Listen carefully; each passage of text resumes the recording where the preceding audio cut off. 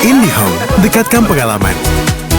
Dari Telkomsel. Baik pemirsa, kita akan lanjutkan pembahasan malam hari ini soal fenomena thrifting yang sudah dilarang tegas oleh pemerintah Indonesia begitu. Nah, tapi sebelum kita membahas lebih lanjut, kami hadirkan dulu pemirsa pernyataan yang disampaikan oleh Menteri Keuangan Purbaya Yudisadewa mengenai hal ini. Ya, beberapa pedagang thrifting meminta thrifting untuk dilegalkan dan mereka berjanji untuk membayar pajak. Tanggapan Bapak, tanggapan saya nggak perlu dengan bisnis thrifting. Yang saya kendalikan adalah barang ilegal yang masuk ke Indonesia. Saya akan membersihkan Indonesia dari barang-barang ilegal yang masuk yang ilegal. Thrifting kan kalau barang bekas kan dilarang kan, sudah jelas itu ilegal. Jadi nggak ada hubungannya bayar pajak apa nggak bayar pajak, itu barang ilegal. Baik, itu pernyataan dari Menteri Keuangan Purbaya Yudisadewa dan kami juga memiliki data pemirsa yang mungkin bisa Anda simak bersama dan menjadi bahan pembahasan kita malam hari ini. Kami coba hadirkan untuk Anda, ini adalah indeks keyakinan konsumen di tahun 2025. Kami coba rangkum untuk Anda di tahun 2021 ada sekitar 7,9 ton. Pakaian bekas yang masuk senilai 44,1 ribu US dollar, kemudian di tahun 2022 ada 26,2 ton, di 2023 sempat mengalami penurunan ke angka 12,9 ton, di 2024 mencapai puncaknya dengan jumlah sekitar 3.865,4 ton, serta di 2025 ada 26,2 ton, sekitar 272,1 ribu US dollar ini pemirsa. Ini sumber yang kami kumpulkan menjadikan gambaran bagi kita soal bagaimana banyaknya pakaian bekas yang masuk ke Indonesia.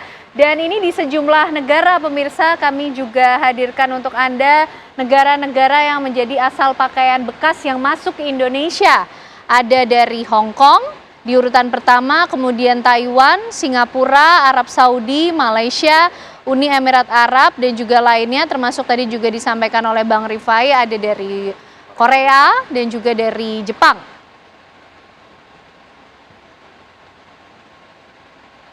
Ya, kita tadi sudah melihat bagaimana tren adanya thrifting di Indonesia, kemudian negara-negara asal mana saja yang menjadi sumber penghasil pakaian bekas yang kemudian diimpor masuk ke Indonesia.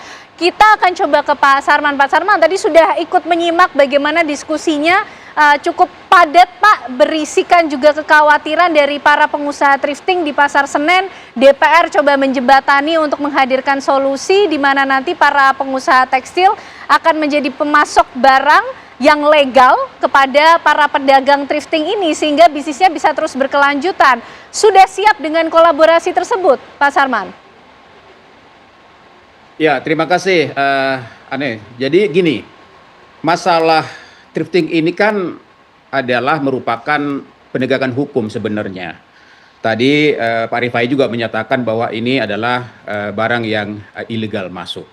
Dan kami dari Apindo Dunia Usaha selama ini juga sudah menyuarakan kapan pemerintah dengan tegas untuk melakukan penertiban hal ini. Karena pertama, ini sangat-sangat mengancam kepada teman-teman kita yang melakukan import legal. Yang barang-barangnya banyak dijual di pusat-pusat perbelanjaan, di mall misalnya.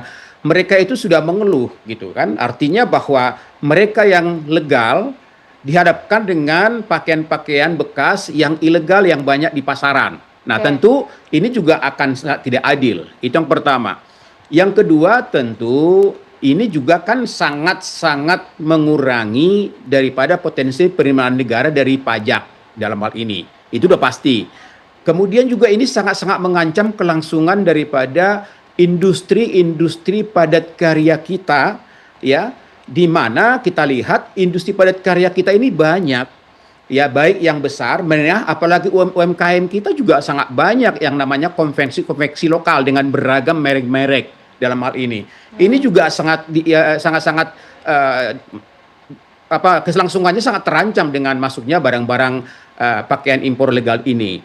Nah, kemudian juga kita lihat misalnya masalah perbedaan harga itu sangat-sangat merusak daripada produk lokal kita. Jadi kami dari pengusaha tentu sangat memberikan apresiasi kepada pemerintah yang memang sudah tegas akan melakukan penertiban dan juga memberhentikan dengan pasti praktek daripada thrifting ini.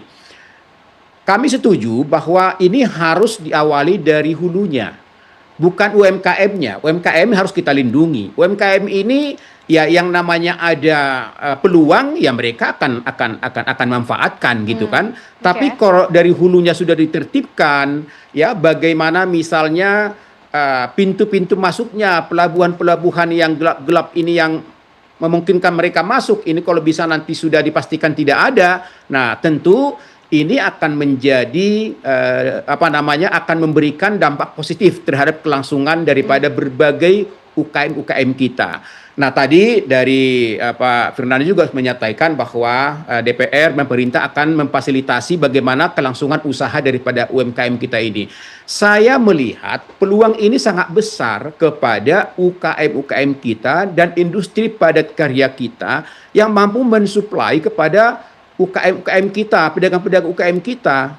Karena sebenarnya ya banyak industri kita, banyak brand-brand kita yang juga layak dijual. Hanya memang yang perlu adalah bagaimana pemerintah juga memberikan stimulus kepada IKM industri ini ya.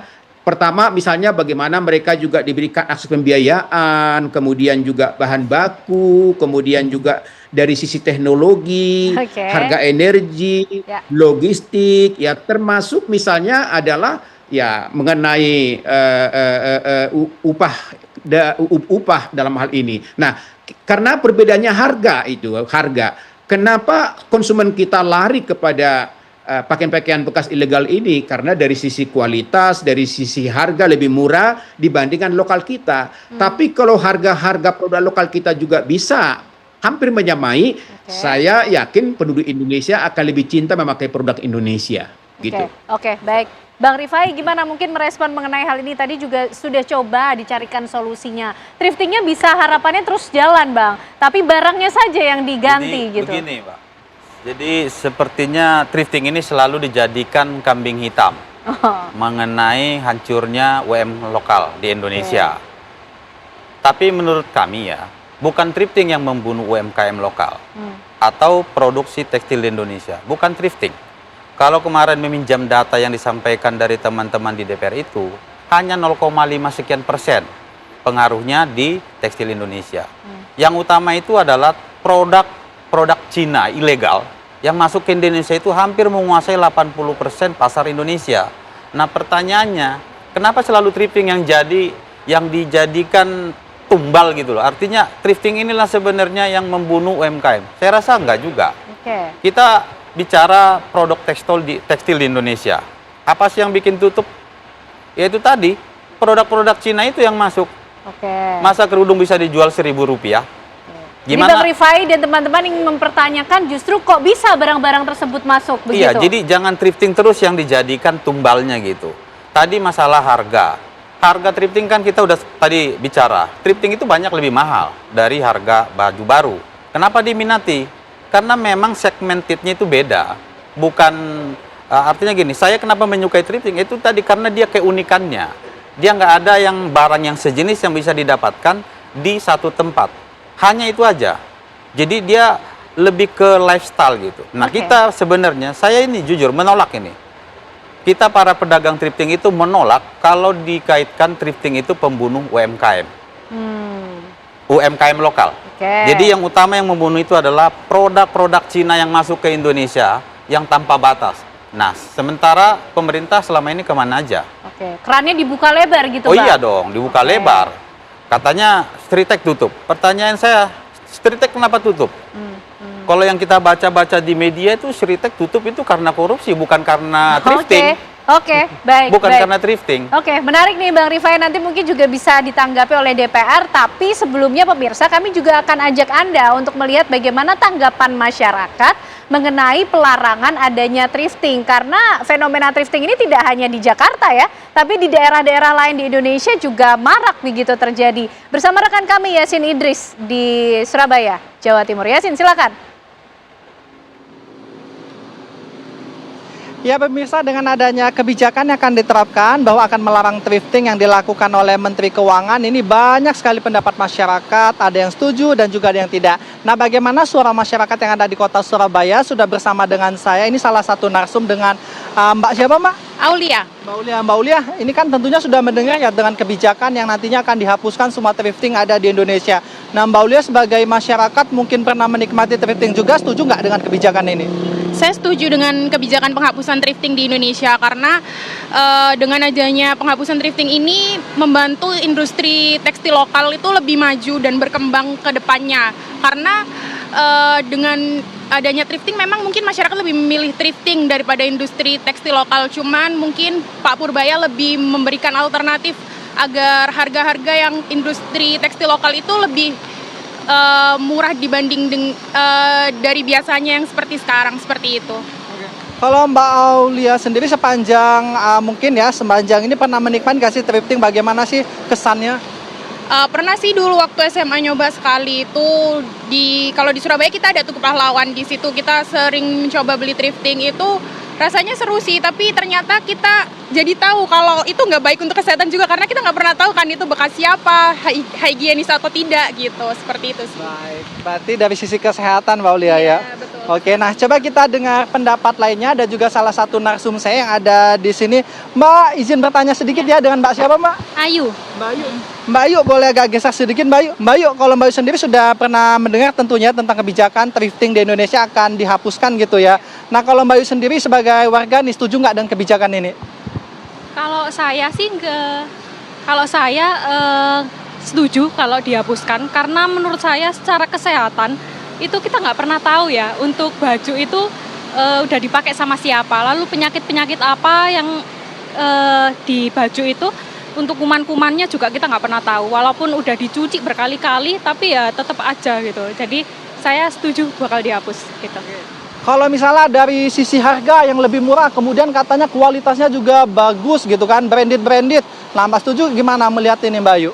Kalau saya secara harga memang dia rendah sekali, tapi nantinya akhirnya bakalan kita sendiri juga yang kena penyakit, entah itu dari penjualnya atau dari pembelinya gitu. Jadi saya tetap setuju bakal dihapus gitu. Dihapus ya. Kalau Mbak Ayu melihat nih, kan banyak nih penjual thrifting yang ada nih. Kira-kira nasib mereka nanti kan gimana nih kalau misalnya dihapus? Kalau Mbak Ayu sendiri gimana pandangannya? Kalau dari pengusahanya sih mungkin bisa diatur ya regulasinya oleh pemerintah.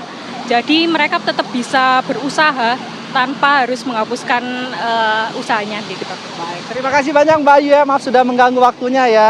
Nah itu tadi pemirsa ada dua pendapat yang memang mereka ini setuju dengan thrifting ini dihapuskan. Namun tadi saya sempat berbincang juga dengan salah satu narsum saya tapi sudah cabut dikarenakan hujan. Dia tidak setuju karena alasannya menurut dia selain faktor harga yang lebih murah kemudian kualitasnya bagus. Nah dia meminta kalau memang mau dihapuskan berharap apabila produk Indonesia ingin bersaing maka diperbaiki kualitasnya seperti itu yang diharapkan. Sementara itu kan suara masyarakat dari Surabaya kembali ke Jakarta. Terima kasih Yasin Idris sudah mengcapture bagaimana respon masyarakat khususnya di Surabaya soal pelarangan adanya thrifting di Indonesia. Nah Pak Sarman, tadi sudah mendengar bagaimana penjelasan ataupun keresahan sebetulnya yang dirasakan oleh para pedagang thrifting Pak, khususnya di pasar Senen begitu ya. Tadi juga ada respon masyarakat. Gimana nih Pak Sarman? Teman-teman pedagang thrifting juga ini kan menjual barang-barang karena selama ini nampaknya pengawasan dari pemerintah sendiri begitu longgar, memberikan ruang yang begitu besar bagi masuknya barang-barang impor, khususnya dari Cina, begitu?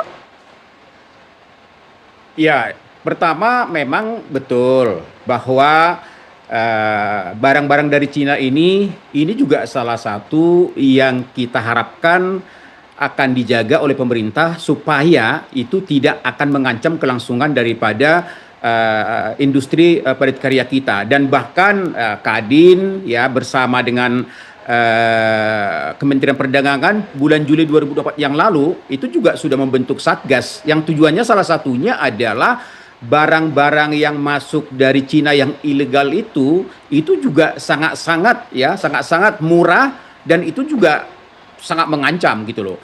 Itu memang salah satu faktor. Tapi terus terang bahwa yang jelas bahwa thrifting ini adalah barang ilegal. Ini yang harus dituntaskan oleh pemerintah. Nanti ada solusi terhadap pedagang-pedagang ini adalah solusi bagaimana mereka mampu menjual produk-produk Indonesia yang juga sebenarnya tidak kalah kualitas. Karena kalau tadi Pak Rifai bilang bahwa bukan thrifting, saya rasa konsumennya sama, ya konsumennya sama. Artinya bahwa thrifting ini juga memberikan kontribusi mengancam kelangsungan daripada UKM produk-produk UKM kita juga industri padat karya kita dalam hal ini. Memang kalau padat karya yang besar itu memang betul-betul mereka juga bisa seperti Sritek misalnya, karena memang banyak industri padat karya kita yang besar-besar ini tergantung daripada buyer luar negeri. Tapi kalau UKM kita yang jutaan ini, konveksi yang ada di seluruh Indonesia ini cukup banyak dan mereka juga memiliki kualitas yang tidak kalah dalam hal ini. Nah, ini juga harapan kami juga menjadi salah satu peluang bagi para pedagang-pedagang UMKM kita supaya bangga juga lah menjual produk Indonesia. Jangan bangga menjual produk asing yang tanda kutip adalah barang bekas. Kita ini menuju bangsa yang besar. Jadi lagi dicap kita menjadi negara yang masih memakai atau menjual produk-produk daripada barang bekas dalam hal ini. Tapi ini merupakan bagian daripada pendapat kami. Tapi kami setuju bahwa ini harus ada jalan tengahnya. Karena kita tidak ingin juga pendapatan daripada teman-teman kita UKM ini juga terhambat dalam hal ini gitu. Oke, baik Bang Fernando dari tadi sudah menjalankan perannya untuk mendengarkan dulu aspirasi dari berbagai kelompok masyarakat. Karena di segmen berikutnya Bang Fernando kita ingin tahu jalan tengah kemudian yang sudah coba dipikirkan dalam hal ini DPR mungkin men-challenge pemerintah juga untuk memikirkan bagaimana solusi terbaiknya. Kami akan hadirkan jawabannya untuk Anda pemirsa sesaat lagi.